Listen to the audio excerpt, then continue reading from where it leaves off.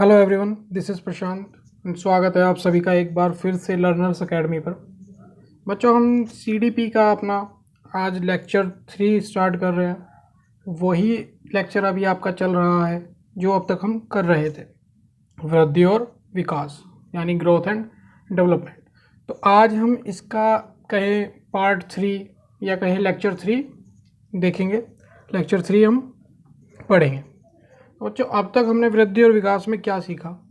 हमने सीखा था भाई कि वृद्धि जो है हमारी शारीरिक बदलावों से संबंधित होती है। वहीं विकास की अगर हम बात करें तो विकास हमारी टोटलिटी का इंडिकेटर होता है, वो संपूर्णता का सूचक होता है। उसके अंडर हम सोशल, मेंटल, मोरल डेवलपमेंट के साथ साथ हम जो है फिज़िकल चेंजेस की भी बात करते हैं। ठीक, तो इस तरीके से हमने कुछ चीज़ें देखी। डेवलपमेंट को हमने अलग से देखा और ग्रोथ को हमने अलग से देखा। उसके बाद हमने कुछ सिद्धांत देखे कि किस किस प्रकार के आपके विकास के सिद्धांत होते हैं। तो हमने उसमें 5 सिद्धांत बच्चों देख लिए थे कि principle of continuity, principle of modifiability, ठीक है जी, principle of general to specific, और हमने देखा है आपके इसी तरीके से हमने आपके 5 सिद्धांत देखे थे। तो इसी श्रृंखला को आगे बढ़ाते हुए हम बाकी के कुछ सिद्धांत देखेंगे, बाकी के सिद्धांतों की बात करेंगे, बाकी के सिद्धांतों को समझने की कोशिश करेंगे कि बाकी के सिद्धांत क्या कहते हैं। और यहाँ से कंटिन्यू क्वेश्चंस पूछे जाते हैं बच्चों, ठीक है। तो आप ध्यान से सीखें, ध्यान से बातों को सुने, ध्यान से बातों को समझने की कोशिश करें। तो चलिए शुरू करते हैं हम आज का अपना लेक्चर, विकास के सिद्धांत। वही चीज़ चल रही है अभी, सिद्धांत ही देखेंगे आज भी हम। तो सिद्धांतों को शुरू करते हैं। तो बच्चों, छठा सिद्धांत जो आपका आता है, आपका छठा सिद्धांत जो आता है वो आता है बच्चों फ्रॉम हेट्रोनोमी टू ऑटोनोमी, यानी परनिर्भरता से आत्मनिर्भरता का सिद्धांत। परनिर्भरता से आत्मनिर्भरता का सिद्धांत। बच्चों, ये सिद्धांत क्या कहता है? ये सिद्धांत हमें क्या बताना चाहता है? आप सभी ने छोटे बच्चों को नोटिस किया होगा, आपने अपने घरों में या अपने फैमिली रिलेशंस में, कहीं पर भी आपने छोटे बच्चों को देखा होगा। तो कहीं ना कहीं आपने उनको नोटिस अगर किया हो अच्छे से, तो आपने देखा होगा कि जो छोटे बच्चे होते हैं, वो शुरुआत में दूसरों पर निर्भर होते हैं, अपने से बड़ों पर निर्भर होते हैं। यानी कि जब बच्चा जन्म लेता है और जन्म के काफ़ी समय बाद तक वो अपनी माँ के दूध पर निर्भर रहता है। उसका जो भोजन होता है, अपनी माँ का दूध होता है उसका भोजन, यानी उसका जो न्यूट्रिशन उसको मिल रहा है, उसको जो जिंदा रहने के लिए जो भोजन मिल रहा है, वो कहाँ से मिल रहा है? अपनी माँ से मिल रहा है। वो रक्षा, उसकी जो रक्षा की जा रही है बीमारियों से, तकलीफ़ों से, कौन कर रहा है? उसके पेरेंट्स कर रहे हैं, उसके बड़े उसका ध्यान रखते हैं। यानी कि अभी उसके अंदर इतनी क्षमता नहीं है कि वो अपने कार्यों को खुद से कर पाए। तो परनिर्भरता यानी कि वो दूसरों पर आश्रित है अपने कामों के लिए, वो अपने भोजन के लिए, अपनी रक्षा के लिए, अपने स्नेह के लिए वो दूसरों पर कैसे है बच्चों? आश्रित है।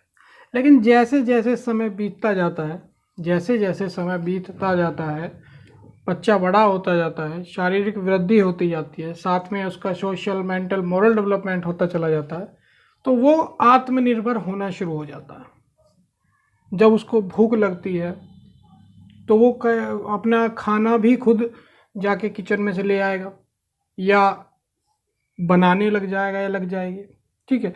कुछ ना कुछ जुगाड़ करने लग जाएंगे, ठीक है।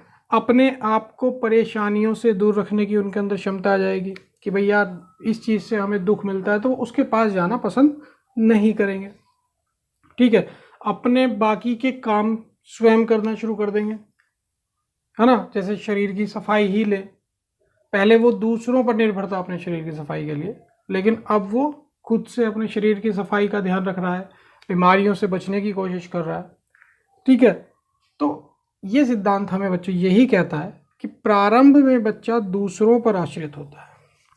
प्रारंभ में बच्चा दूसरों पर आश्रित होता है और धीरे धीरे समय बीतने के साथ साथ वह आत्मनिर्भर होने लगता है। यानी जैसे जैसे समय बीतता चला जाता है वो अपने डिसीजंस खुद लेने शुरू कर देता है, उसके अंदर आत्मनिर्भरता आनी शुरू हो जाती है। ठीक है, तो ये सिद्धांत हमें यही बात कहता है कि from heteronomy to autonomy, in the beginning children depends on others and day by day they become independent. ठीक है, क्या आपको इतनी बात समझ में आई? तो ये तो देखिए आप खुद भी पढ़ रहे होंगे तो इसमें इतना कुछ समझने वाली बात भी नहीं है। ठीक है, क्या नहीं, बस इतना समझना है कि प्रारंभ में बच्चा, और ये सबको पता है, ये हम सभी जानते हैं कि जब बच्चा पैदा होता है तो वो अपनी माँ पर ही निर्भर रहता है। मोस्टली क्या, माँ पर ही निर्भर वो रहता है, क्योंकि भोजन उसको वहीं से मिलना, ठीक है, रक्षा भी उसकी ज़्यादातर वहीं से होनी, क्योंकि वो हर समय अपनी माँ के साथ रहते हैं। तो इस बात को ध्यान रखें कि विकास का सिद्धांत ये कहता है कि प्रारंभ में बच्चा दूसरों पर आश्रित होता है और धीरे धीरे समय बीतने के साथ साथ वह आत्मनिर्भर होने लगता है। क्या इतनी बात आपको समझ में आई? ठीक है, तो चलते हैं अपने अगले सिद्धांत पर। अगला सिद्धांत हमें क्या कह रहा है? सातवां सिद्धांत हमें ये कह रहा है, तो सातवां सिद्धांत हमें क्या कह रहा है? सातवां सिद्धांत हमें ये कह रहा है बच्चों कि ईगोसेंट्रिज्म टू एलोसेंट्रिज्म, यानी अहम केंद्रीयता से पर केंद्रीयता का सिद्धांत। अहम केंद्रीयता से पर केंद्रीयता का सिद्धांत। क्या आपको अहम ईगो का मतलब पता है बच्चों? आपने ध्यान दिया होगा, आपने अगर ध्यान दिया हो अपने आसपास, अगर आपके घर में भी बच्चे हों, आपकी सोसाइटी में आसपास बच्चे हों, तो आपने ध्यान दिया होगा कि क्या होता है कि जो छोटे बच्चे होते हैं उनके अंदर ईगो बहुत होता है। वो अपनी चीज़ों को शेयर नहीं करना चाहते, जो उनके हिस्से की जो चीज़ें हैं वो उनको शेयर नहीं करना चाहते, चाहे वो स्नेह हो, चाहे वो प्यार हो, चाहे वो कोई खेल खिलौना हो। ये आपने नोटिस किया होगा। लेकिन धीरे धीरे जब वो समय बीतने लगता है तो वो जो सर्कल से, बच्चों के सर्कल से समाज, अब उसका समाज वो है, तो जब वो उस सर्कल से जुड़ना शुरू होता है तो वो अपनी चीज़ें भी शेयर करना शुरू करता है। जहाँ उसे अभी दूसरों की भावनाओं का ख्याल नहीं था, कि हो सकता है कि अगर मेरे पास कोई खेलने के लिए आ रहा है और मैं उसको खेलने के लिए अपनी चीज़ों को हाथ ही ना लगाने दूँ, ठीक है, हाथ ही ना लगाने दूँ, तो उसको उससे हर्ट हो सकता है, वो दूसरा उससे परेशान हो सकता है। तो उसको उसकी भावनाओं का उस वक्त ख्याल नहीं था। लेकिन अब जैसे जैसे समय बीता तो बच्चों उसके अंदर से वो ईगोनेस ख़त्म हो गई है और वो अब दूसरों की भावनाओं को भी समझने लगता है। यानी अगर बात करें तो प्रारंभ में जो बच्चे होते हैं सेल्फ सेंटर्ड।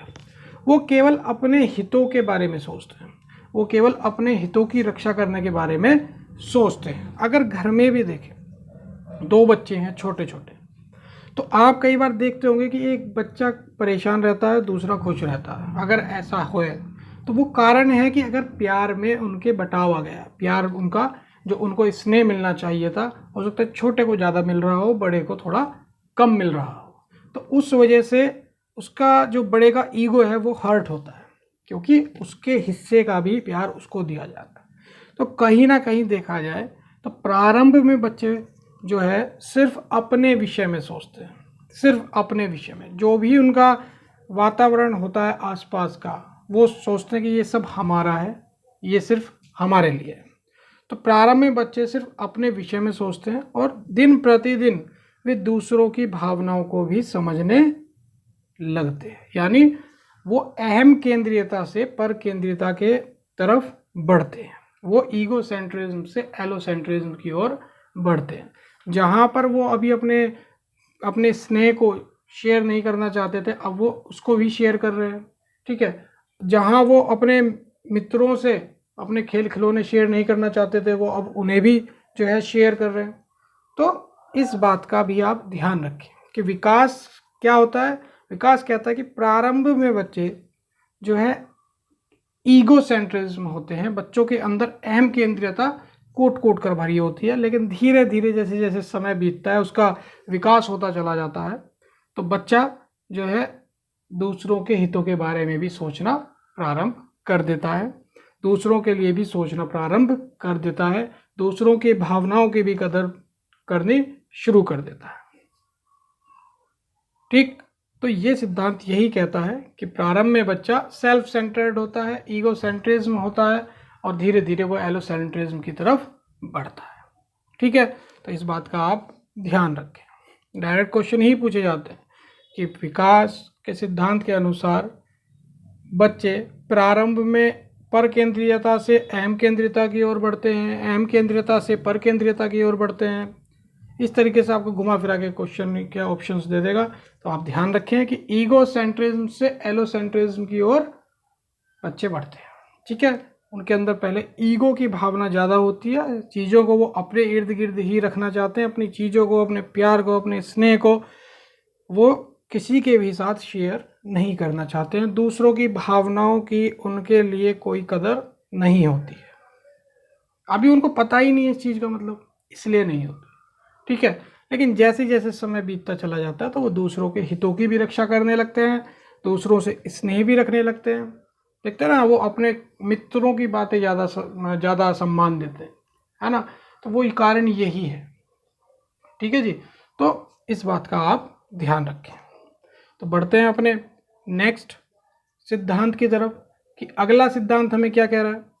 तो बच्चों, अगला सिद्धांत हमें कहता है कि स्पाइरल डेवलपमेंट, चक्रीय प्रगति का सिद्धांत, चक्रीय प्रगति का सिद्धांत। बच्चों, हम सब ने शुरुआत में जब पढ़ा था तो शुरुआत में मैंने आपको बताया था कि विकास की गति कभी तो तीव्र गति से होती है, कभी वो मंद गति से होता है। विकास कभी तीव्र गति से होता है, कभी मंद गति से होता है, यानी वो एक यूनिफॉर्म पैटर्न में नहीं चल रहा है। ठीक है ना, वो एक यूनिफॉर्म स्पीड से नहीं चल रहा है कि भाई अगर मान लीजिए ये गति चल रही है तो इसी गति से जो है आजीवन जो है उसका डेवलपमेंट चल रहा है। नहीं, कभी वो मंद गति से होता है, कभी वो तीव्र गति से होता है। और हमने देखा भी था कि पूर्व प्रसूति काल और जन्म के बाद 6 महीने तक विकास की गति तीव्र होती है, उसके बाद 7-8 महीने के बाद से लेकर 12 साल की उम्र तक जो है वो मंद गति हो जाती है।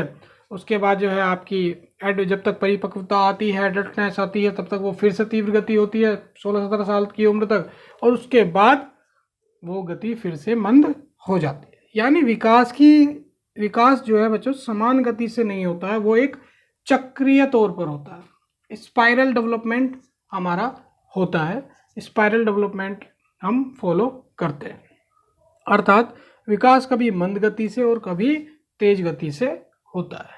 स्पाइरल डेवलपमेंट यही कहता है कि विकास कभी मंद गति से होता है, कभी तेज गति से होता है। तो अगर आपके सामने ग्राफ आए तो बच्चों ये तो शो कर रहा है कि हमें एक यूनिफॉर्म स्पीड से विकास हमारा चल रहा है, तो ये तो कभी हमारा हो ही नहीं सकता है। हमने कहा स्पाइरल है ना, चक्रीय, एक चक्र के रूप में हमारा डेवलपमेंट होता जा रहा है। तो हमारा ग्राफ बच्चों ये फॉलो करता है।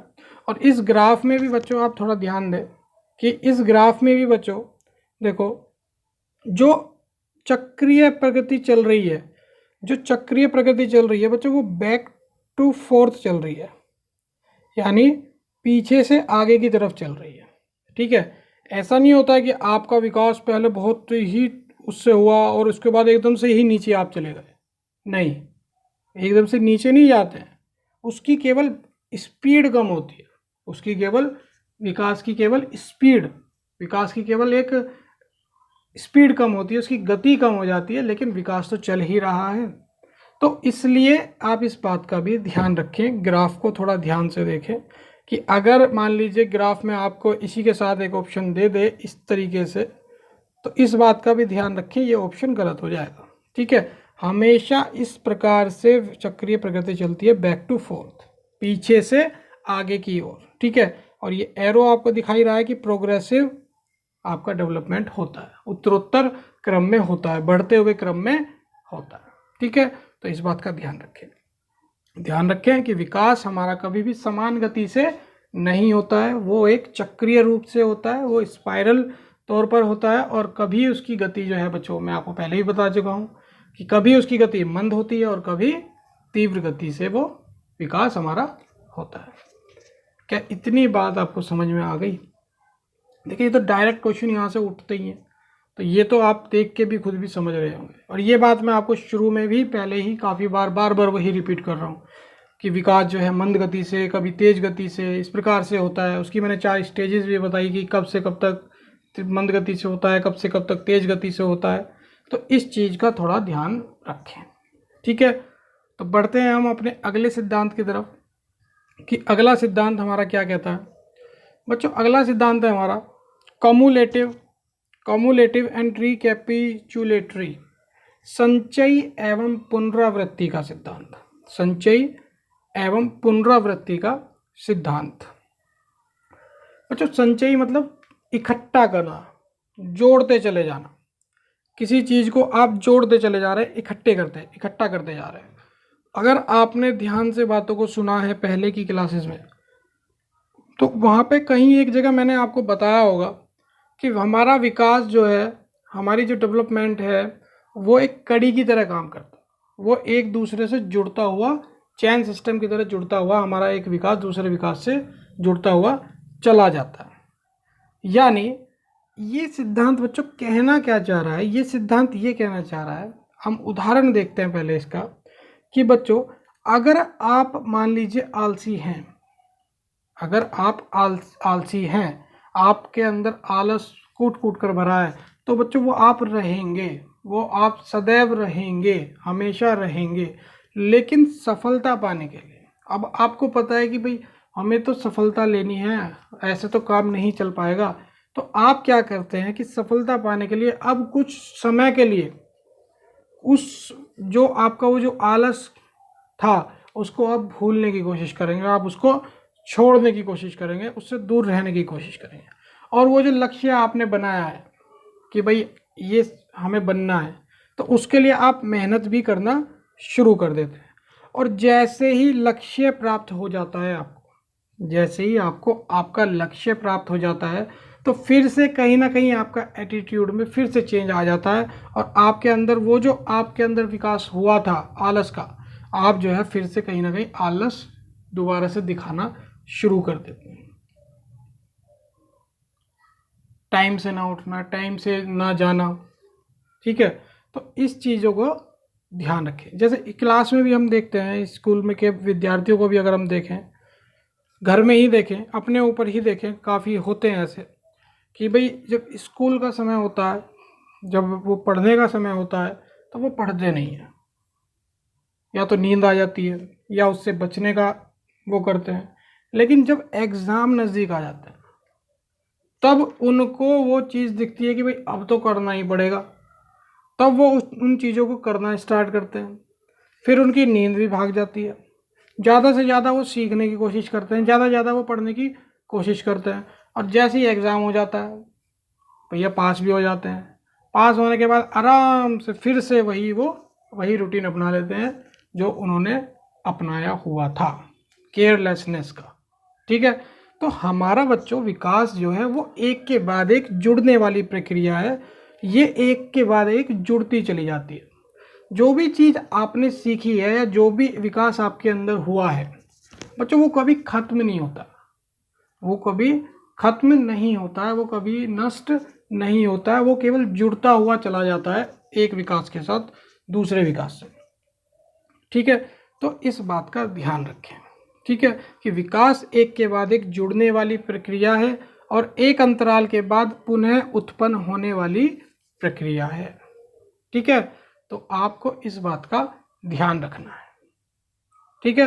कम्युलेटिव एंड रिकैपिचुलेटरी, संचयी एवं पुनरावृत्ति का सिद्धांत कहता है कि हमारा विकास एक के बाद एक जुड़ने वाली प्रक्रिया है और एक समय अंतराल के बाद वो पुनः उत्पन्न होने वाली भी प्रक्रिया है।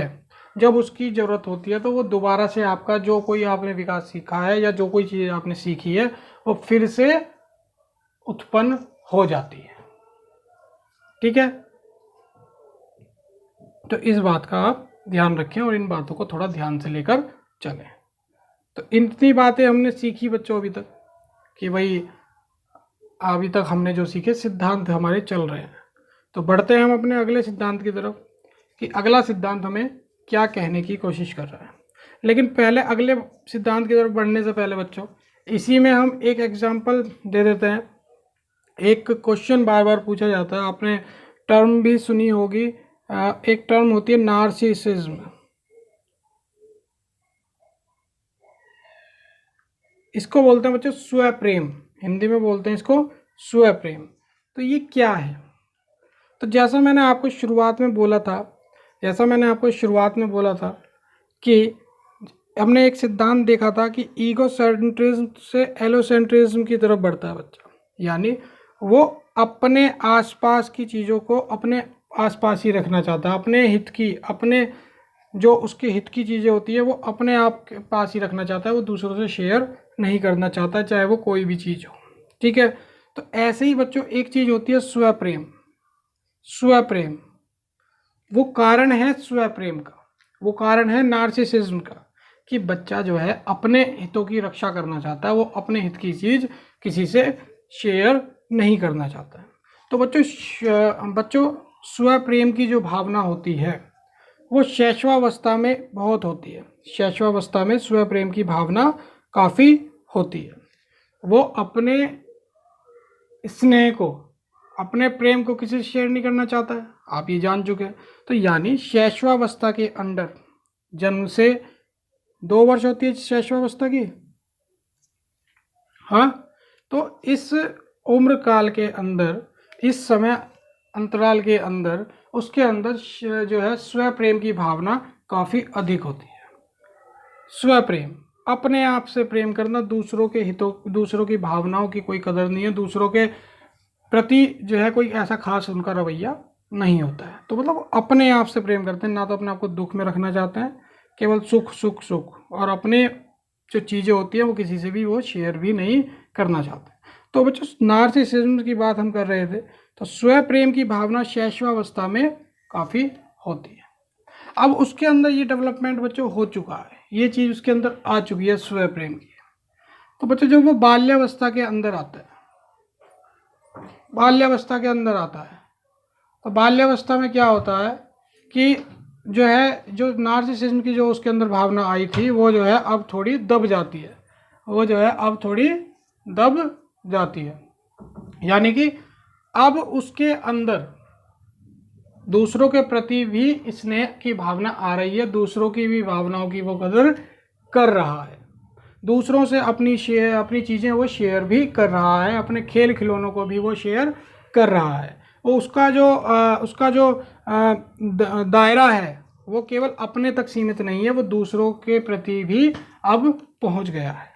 ठीक है, तो बाल्यावस्था में बच्चों नार्सिसिज्म की जो है, जो स्ट्रेंथ थी, जो उसकी जो नार्सिसिज्म की जो बच्चों क्या कहें उसको, कि जो उसकी जो मतलब एनर्जी थी नार्सिसिज्म की, वो जो है बाल्यावस्था में कम हो जाती है, बाल्यावस्था में बल्कि दब ही जाती है। उसे इस बात की कोई टेंशन नहीं होती कि बस मैं नहीं। उसका जब समाज में, जब वो बच्चा बाल्यावस्था में आकर जब वो समाज से जुड़ना शुरू होता है, अपने समाज से मतलब उसका जो आस पड़ोस के जो बच्चे होते हैं उनके साथ खेलना, उनके साथ चीज़ों को शेयर करना, ठीक है, खाना पीना उनके साथ, तो इन चीज़ों के बाद उसके अंदर जो है जो नार्सिसिज्म की भावना थी वो कम हो जाती है, स्वप्रेम की भावना उसके अंदर कम हो जाती है। दूसरों के दुख पर भी वो अपने आप को दुखी समझता है, ठीक है, दूसरों के सुख पर वो अपने आप को भी सुखी समझता है। आपने देखा होगा जब छोटा बच्चा अगर है घर में और हम मान लीजिए कोई 2 बड़े आपस में लड़ रहे हैं या कोई ऐसी बात होती है तो बच्चे रोने लग जाते हैं। तो वो कारण यही है स्वप्रेम की, नार्सिसिज्म। इसके लिए टर्म यूज़ की जाती है बच्चों नार्सिसिज्म। तो इस बात का ध्यान रखें। अब बच्चों जब वो किशोरावस्था में आता है, जब हम किशोरावस्था में आते हैं, जब बच्चा किशोरावस्था में आता है, तो यही नार्सिसिज्म की भावना, स्वप्रेम की भावना वापस उसके अंदर घर कर जाती है। ये आप अपने ऊपर ही देखिए। देखिए एडल्टनेस में, एडोलसेंस में, किशोरावस्था में, देखिए बाल्यावस्था के अंदर उसके जो दोस्त होते हैं बहुत सारे होते हैं, बहुत सारे होते हैं। और ज़रूरी भी नहीं होता है कि उसमें केवल लड़के ही होंगे, लड़कियां भी होती हैं, लड़के भी होते हैं। फिर धीरे धीरे वो गैंग स्टेज बनती है, वो सब चीज़ भी देखेंगे। ठीक है, फिर वो अलग जाते हैं, अपने मेल कम्युनिटी या फीमेल कम्युनिटी जो होती है उसी के अंदर रहना पसंद करते हैं। लेकिन एडोलसेंस के अंदर, किशोरावस्था के अंदर आपने देखा होगा या आपने खुद देखा होगा कि नंबर ऑफ फ्रेंड्स कम हो जाते हैं। अगर मान लीजिए 10 दोस्त थे उसके, तो 10 से हैं तो 10 के 10, लेकिन जो खास मित्र है जिनसे वो चीज़ें शेयर करना पसंद करता है, जिनसे वो हर चीज़ें शेयर करता है, वो 1 या 2 होते हैं केवल। हर किसी के पास 1 या 2 होते हैं। तो मतलब किशोरावस्था के अंदर उसके अंदर फिर से नार्सिसिज्म की भावना आ जाती है, उसके अंदर फिर से स्व प्रेम की भावना आ जाती है। वो अपने आसपास ही रहना चाहता है, उसे दूसरों से कोई मतलब नहीं होता है। उसे केवल अपने हितों की रक्षा करने से मतलब होता है, अपने हितों की रक्षा, अपनी चीज़ों को किसी से शेयर ना करना। ठीक है, इस प्रकार की बातें इसमें होती हैं। तो इस बात का आपको ध्यान रखना है कि कम्युलेटिव एंड रिकैपिचुलेटरी सिद्धांत, ये सिद्धांत कहता है कि विकास एक के बाद एक एक के बाद एक जुड़ने वाली प्रक्रिया है, और एक समय अंतराल के बाद वो पुनः उत्पन्न भी हो जाती है, पुनः उत्पन्न होने वाली प्रक्रिया है। तो उसके लिए हमने एग्जाम्पल देखा कि नार्सिसिज्म का हमने एग्जाम्पल देखा। तो आपसे अगर क्वेश्चन में पूछ लिया जाए कि नार्सिसिज्म, स्व प्रेम, किस सिद्धांत को फॉलो करता है, तो हमने देखा कि शैशवावस्था में नार्सिसिज्म की भावना काफ़ी अधिक होती है, लेकिन बाल्यावस्था में वो दब जाती है, बाल्यावस्था में वो नहीं होती है। लेकिन किशोरावस्था में आने के बाद नार्सिसिज्म की भावना एक बार फिर पुनः उत्पन्न हो जाती है, फिर से नार्सिसिज्म की भावना आ जाती है, स्व प्रेम की भावना आ जाती है। यानी कि जो हमारा विकास हुआ था वो हमारा फिर से उत्पन्न हो गया, वो फिर से हमारा उत्पन्न हो गया। तो ये किस प्रकार का सिद्धांत हुआ डेवलपमेंट में हमारा? कम्युलेटिव एंड रिकैपिचुलेटरी, संचय एवं पुनरावृत्ति का सिद्धांत। या अगर मान लीजिए कोई क्रिमिनल ही है, अगर कोई क्रिमिनल ही है, तो हो सकता है कि हम उसके, हमने बोला था कि अपने पीछे भी पढ़ा था कि प्रिंसिपल ऑफ मॉडिफाइबिलिटी, हम विकास को सुधार भी सकते हैं। तो अगर कोई आपका गलत तरीके का विकास हुआ तो हम उसे सुधार सकते हैं, लेकिन उसे बदल नहीं सकते, उसे रोक नहीं सकते। मान लीजिए वो सुधर भी गया, लेकिन हो सकता है कहीं ना कहीं उसने मान लीजिए किसी का जो है बुरी तरह से, कोई किसी नाइफ से, चाकू वगैरह से, किसी चीज़ से किसी को चोट पहुंचाई है, वो उस समय उस चीज़ से नहीं डरा है अपने हितों की रक्षा करने के लिए, लेकिन अब उसे उस चीज़ की सज़ा मिल गई है, उसे सुधार भी उसमें हो गया है। लेकिन कहीं ना कहीं मान लीजिए उसके सामने फिर से कुछ ऐसी कोई कंडीशन फंस जाए, तो उसको पता है कि मैं तो कर चुका हूँ इस प्रकार से, तो ऑटोमेटिकली उसके अंदर ऐसी भावना अपने आप उत्पन्न हो जाएगी कि वो उसे हर्ट कर दे। ठीक है, तो उसका विकास उस प्रकार से हुआ है, उसका विकास एक नेगेटिव तरीके से हुआ है, उसके वातावरण के अनुसार हुआ है। ठीक है, तो इस बात का हमें ध्यान रखना है कि विकास जो है हमारा, किसी भी प्रकार का विकास हो, वो एक चेन सिस्टम की तरह काम करता है, वो एक के बाद एक जुड़ता हुआ चला जाता है। और जो हमारे विकास जो हो गए हैं, जो चीज़ें हम सीखते जा रहे हैं, जो हमारे डेवलपमेंट होते जा रहे हैं, तो वो एक बार जब हम प्रोग्रेसिव टर्म तो हमारी चली रही है, प्रोग्रेसिव क्रम तो हमारा चल ही रहा है, हम उत्तरोत्तर श्रृंखला की तरफ बढ़ रहे हैं। लेकिन ये ज़रूरी नहीं है कि जो हमारे पुराने जो डेवलपमेंट हुई है, पीछे जो हम चीज़ें छोड़ते हुए चले गए हैं, तो वो पीछे ही छूट गई हैं, वो नष्ट हो गई हैं। नहीं, वो भी हमारे साथ साथ चलती रहती हैं। ठीक है, जैसे हमने एग्जांपल दिया आपको आलस का। ठीक है, तो इस बात को ध्यान रखना है, इस बात को समझना है। फिर हमने देखा नार्सिसिज्म, कि नार्सिसिज्म की भावना शैशवावस्था में और किशोरावस्था में पुनः उत्पन्न हो जाती है। शैशवावस्था में ये होती है नार्सिसिज्म, स्व प्रेम, अपने आप से मतलब, अपने हितों से मतलब, दूसरों की भावनाओं से कोई मतलब नहीं। लेकिन बाल्यावस्था में ये थोड़ा सा कम हो जाता है, बाल्यावस्था में ये थोड़ा दब जाता है। ठीक है, तो इस बात का ध्यान रखें कि इस प्रकार का सिद्धांत क्या फॉलो करता है, हमारा कम्युलेटिव एंड रिकैपिचुलेटरी का सिद्धांत फॉलो वो करता है। ठीक है, कि विकास जो है बच्चों एक के बाद एक जुड़ने वाली प्रक्रिया है। ठीक है, इस बात का ध्यान रखें। नेक्स्ट सिद्धांत देखते हैं बच्चों। नेक्स्ट सिद्धांत क्या कहता है? नेक्स्ट सिद्धांत बच्चों हमारा ये कहता है कि interaction between heredity and environment, heredity and environment, वंशानुक्रम एवं वातावरण का सिद्धांत, वंशानुक्रम एवं वातावरण का सिद्धांत। देखो बच्चों, कुछ गुण या दोष ऐसे होते हैं जो हमें जन्म से मिलते हैं अपने माता पिता से, जिन्हें हम जीन्स कहते हैं। जेनेटिक तौर पर हमें अपने माता पिता से हमें कुछ गुण मिलते हैं, अपने वंश के अकॉर्डिंग हमें कुछ ना कुछ गुण मिलते हैं माता और पिता से। लेकिन हमारा वातावरण उसमें क्या काम करता है? मान लीजिए हमें कुछ इस प्रकार से हेरिडिटी मिली है अपने माता पिता से, तो बच्चों वातावरण मतलब इस फील्ड में रहने पर, इस फील्ड के अंदर अपने गुणों पर काम करना, अपनी स्ट्रेंथ पर काम करना, एक प्रकार से उसका पोषण करना, नर्चर करना, अपने एनवायरनमेंट में, अपने वातावरण में रहने का। तो मतलब वंशानुक्रम हमें विकास की एक सीमा प्रदान करता है, हमें एक सीमा वो देता है अपने गुणों के अनुसार। और वातावरण क्या करता है कि वातावरण उस सीमा में रहकर विकास के अवसर प्रदान करता है।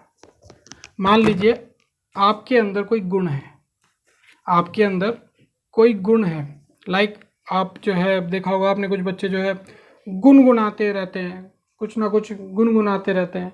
या कुछ बच्चे होते हैं कि जैसे आपने देखा होगा, मान लीजिए क्रिकेट में कुछ बच्चे होते हैं वैसे ही खाली खड़े रहेंगे, तो जैसे बैट्समैन बल्ला चलाता है तो वो इस प्रकार से बैट चलाना शुरू कर देते हैं, या बॉलर की तरह हाथ घुमाना शुरू कर देते हैं। यानी उसके अंदर कहीं ना कहीं वो भावना है, उसके अंदर कहीं ना कहीं वो चीज़ है, उसके अंदर कहीं ना कहीं वो गुण है। तो अगर हम उसको उस प्रकार का वातावरण दें, उस प्रकार का उसको वातावरण दें, उस प्रकार से उसको पोषण मिले, तो कहीं ना कहीं वो अपने उस क्षेत्र में, अपनी उस फील्ड में अपने आप को सेट कर सकता है, अपने आप को वो अपना करियर बना सकता है। ठीक है, तो मतलब interaction between heredity and environment. तो बच्चों ये है किस प्रकार का?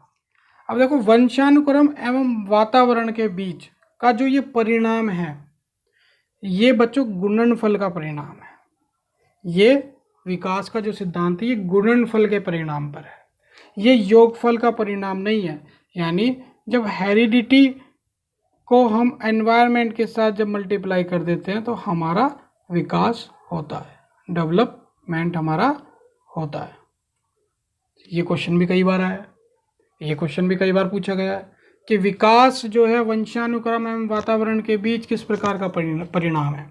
गुणनफल का परिणाम है, योगफल का परिणाम है, दोनों का परिणाम है, या इनमें से एक का परिणाम है, या इनमें से कोई नहीं। तो इस बात का ध्यान रखना है कि वंशानुक्रम एवं वातावरण की अनुक्रिया का सिद्धांत हमारा गुणनफल का परिणाम है, योगफल का नहीं। और वंशानुक्रम विकास की एक सीमा प्रदान करता है, उस सीमा में रहता है हमारा वातावरण, उस वातावरण के अनुसार हम अपने उस विकास की सीमा को, जो हमें वंशानुक्रम के तौर पर कोई हमें गुण मिला हुआ है, उसको हम पोषित करते हैं, उसको हम पोषण देते हैं, और उसको हम जो है स्ट्रेंथ के तौर पर अपने विकसित करते हैं।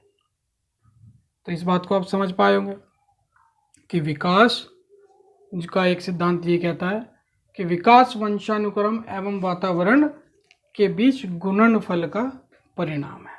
ठीक है, तो इस बात को आपको ध्यान रखना है।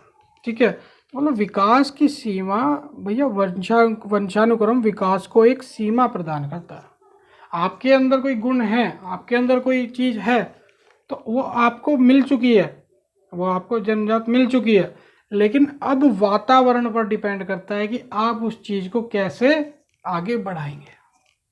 तो वातावरण के द्वारा हम उस गुण को अपने पोषित करते हैं, उस गुण को अपने आगे लेकर चलते हैं। तो इस बात को आप समझ पाए होंगे कि वंशानुक्रम एवं वातावरण की अनुक्रिया का सिद्धांत कहता है कि वंशानुक्रम एवं वातावरण के बीच गुणनफल का परिणाम होता है, ना कि योगफल का। ठीक है, तो इस बात का भी आप ध्यान रखें। आगे बढ़ते हैं बच्चों अपने अगले सिद्धांत की तरफ कि अगला सिद्धांत हमारा क्या कह रहा है। तो बच्चों नेक्स्ट सिद्धांत को अगर हम देखें तो ये हमारा कह रहा है कि सर्टेन एंड प्रिडिक्टेबल डेवलपमेंट, निश्चित एवं पूर्व कथनीय विकास का सिद्धांत। हम बच्चों विकास के बारे में कुछ ना कुछ भविष्यवाणी कर सकते हैं, बिल्कुल भविष्यवाणी हम कर सकते हैं कि विकास किस प्रकार से होगा। यानी विकास हमारा पूर्व कथनीय होता है और एक निश्चित होता है। हमने आपको शुरू में भी बताया था कि भाई बच्चे का जो विकास होता है एक क्रमिक तौर पर होता है और एक प्रोग्रेसिव सीरीज में होता है। क्रम मतलब वो एक ऑर्डर, वो एक पैटर्न फॉलो कर रहा है। मैंने आपको शुरू में भी बताया था कि बच्चा सबसे पहले अपने सिर को उठाता है, फिर वो बैठना प्रारंभ करता है, बैठने के बाद वो जो है खड़ा होना मतलब घुटनों के बल चलना शुरू करता है, उसके बाद वो खड़ा होता है, फिर धीरे धीरे लड़खड़ाते हुए चलना शुरू करता है, फिर धीरे धीरे अच्छे से चलना शुरू करता है, फिर जो है भागना भी शुरू करता है। तो ये क्रम से हो रहा है। एक समय सीमा पर आकर जो है उसकी वाग इंद्रियाँ विकसित हो रही हैं, जिससे वो भाषा का सही सही उच्चारण कर पा रहा है। तो बच्चों ये एक निश्चित क्रम से होता है और यही पैटर्न हर बच्चे के विकास में फॉलो किया जाता है। ठीक है, तो इसकी भविष्यवाणी भी हम कर सकते हैं और ये एक निश्चित क्रम से तो होता है, ये आपको पता चल ही गया। तो बच्चों प्रयोगात्मक अध्ययनों के आधार पर दिखाया भी गया है कि पूर्व प्रसूति काल और जन्म के बाद के समय में बच्चों का शारीरिक विकास तथा मानसिक विकास दो प्रकार के नियमों से निर्देशित होता है।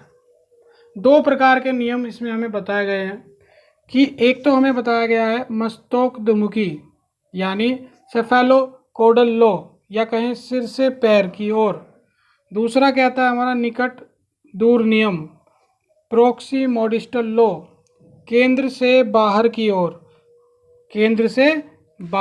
ओर। तो बच्चों ये दोनों सिद्धांत बताए गए हैं कि इस प्रकार से सिद्धांत जो है ये एक नियम फॉलो विकास जो है हमारा करता है। जैसे इसमें लिखा है सिर से पैर की ओर, तो बच्चों ये कहता है कि भाई विकास जो हमारा हो रहा है या बच्चे का जो विकास हो रहा है वो सिर से पैर की ओर होता है। यानी सबसे पहले उसका मस्तिष्क, उसका सिर विकसित होता है, उसके बाद उसका नीचे का पोर्शन धड़ यानी सीने वाला पोर्शन जो है उसका विकसित होता है, और सबसे अंत में उसका पैरों का विकास होता है। क्योंकि आपने देखा भी होगा सबसे पहले जो है बच्चा सिर उठाता है, उसके बाद बैठना शुरू कर रहा है, फिर घुटनों के बल चल रहा है, उसके बाद खड़ा हो रहा है। तो पैरों का विकास सबसे अंत में होता है और यही पैटर्न फॉलो किया जाता है। तो सिर से पैर की ओर होने वाले विकास को क्या कहते हैं? मस्तकाधोमुखी लो कहते हैं। ठीक है, इस बात का ध्यान रखें कि भाई एक तो होता है हमारा मस्तकाधोमुखी नियम और दूसरा नियम होता है हमारा निकट दूर का नियम, यानी केंद्र से बाहर की ओर। केंद्र से बाहर की ओर क्या कहता है? मान लीजिए ये एक इंसान है और ये उसके हाथ है, ये पोर्शन है उसका दिल, जो ये मैंने सर्कल किया है ये उसका दिल है। तो केंद्र से बाहर की ओर नियम क्या कहता है कि जो दिल के नज़दीक वाले अंग हैं, हृदय के नज़दीक वाले जो अंग हैं वो सबसे पहले विकसित होते हैं, उनका विकास सबसे पहले होता है। और जो बाहर की ओर हैं, जो सिरे की ओर हैं, जैसे हाथों की उंगलियां, तो उनका विकास सबसे लास्ट में होता है, सबसे बाद में होता है। तो केंद्र से बाहर की ओर का नियम यही कहता है कि हृदय के आसपास वाले अंग सबसे पहले विकसित होंगे और बाहर की ओर जो सिरे की ओर हैं, जो हृदय से दूर की तरफ हैं, उनका विकास थोड़ा देरी से होता है या बाद में होता है।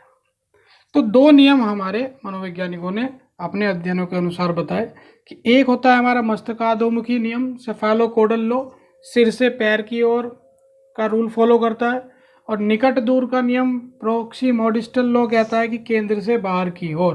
ठीक है, तो विकास एक निश्चित क्रम में होता है, हम इसकी भविष्यवाणी भी कर सकते हैं। इस बात का ध्यान रखें कि प्रिडिक्टेबल होता है हमारा विकास, हम उसकी भविष्यवाणी कर सकते हैं कि विकास हमारा किस प्रकार से होगा। ठीक, तो चलिए देखते हैं इसी में आगे कि सेफेलोकोडल और निकट दूर नियम तो देखो बच्चों, हमने बात करी मस्तकाधोमुखी नियम और निकट दूर नियम हमारे प्रयोगात्मक अध्ययनों पर हमारे सामने आए कि ये पैटर्न भैया विकास का फॉलो होते हैं। दो, निकट दूर, केंद्र से बाहर की ओर और सिर से पैर की ओर। बच्चों, इन दोनों नियमों को जब हम एक साथ मिलाकर बात करते हैं, जब इन दोनों नियमों की हम एक साथ बात करते हैं, इन दोनों नियमों को एक साथ लेकर करते हैं, तो बच्चों वो एक नियम कहा जाता है, वो कहा जाता है विकासात्मक दिशा का नियम। विकासात्मक दिशा का नियम। देखो, ये हमें दिशा दिखा रहा है, डायरेक्शन बता रहा है कि किस प्रकार से जो है विकास चल रहा है। इस बात का ध्यान रखें। तो आपसे डायरेक्ट क्वेश्चन पूछा जाए कि विकासात्मक दिशा का नियम किसे कहा जाता है, ये क्या होता है, तो जब हम मस्तकाधोमुखी नियम और निकट दूर नियम की बात एक साथ करते हैं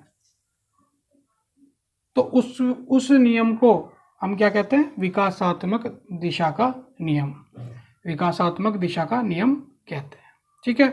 अब देखो, सेफेलोकोडल के बारे में थोड़ा जान लेते हैं एक बार फिर से। यहाँ मैंने लिख दिया, वैसे तो मैंने आपको बता दिया कि सबसे पहले सिर का विकास होता है, फिर धड़ का होता है, फिर अंत में पैरों का होता है।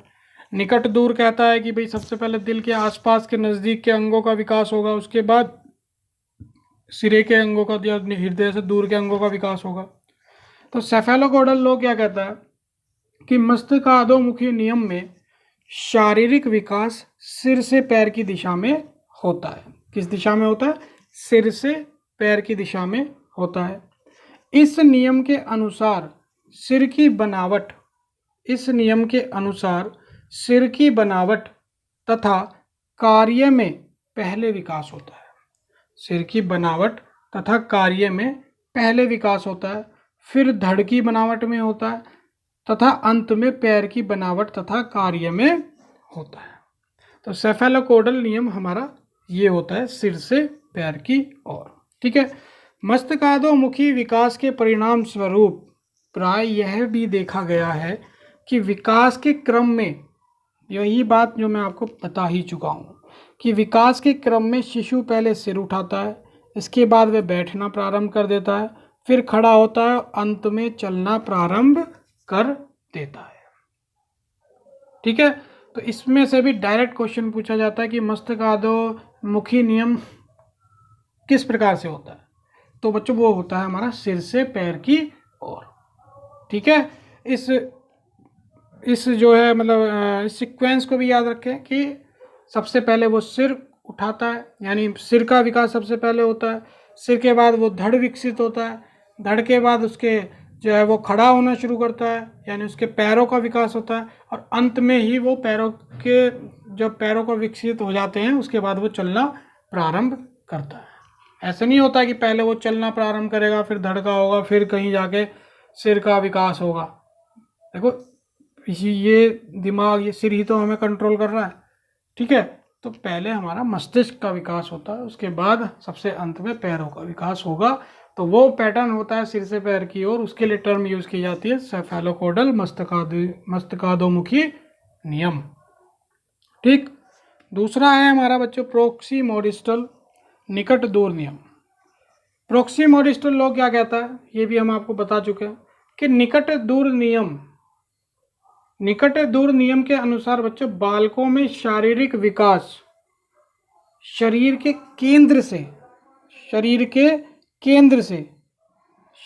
केंद्र से उसके छोर की ओर होता है, उसके छोर की ओर होता है। दूसरा पॉइंट देखो, इस नियम के अनुसार पहले पेट या छाती के क्षेत्र में विकास होगा, पहले पेट या छाती के क्षेत्र में विकास होगा, उसके बाद बाह में, फिर अंगुलियों में। ठीक है। या हम ये कह सकते हैं कि हृदय के नज़दीक वाले अंग पहले विकसित होंगे, दूर वाले अंग देर से विकसित होते हैं।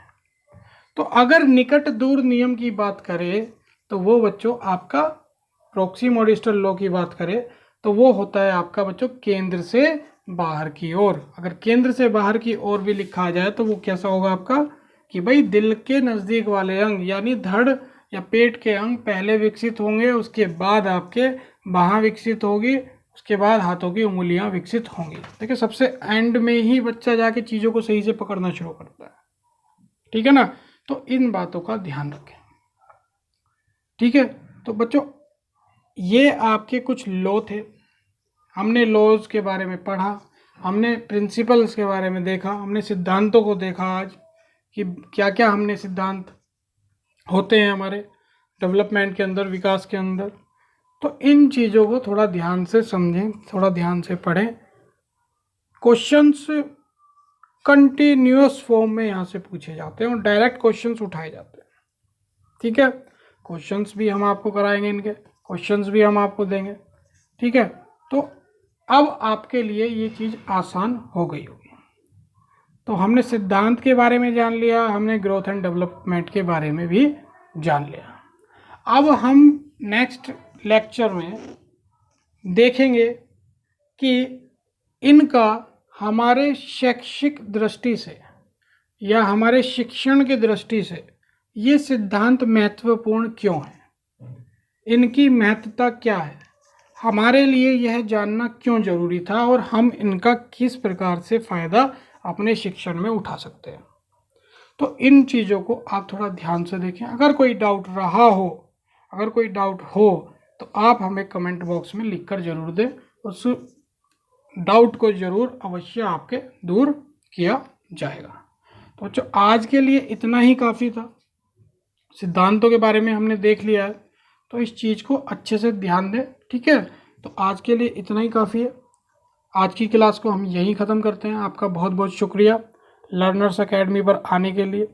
तो बच्चों अगर आपको ये वीडियो अच्छी लगी हो तो वीडियो को लाइक अवश्य करना है, शेयर अवश्य करना है और आपको अपने चैनल लर्नर्स एकेडमी को जो है सब्सक्राइब भी करना है, ठीक है।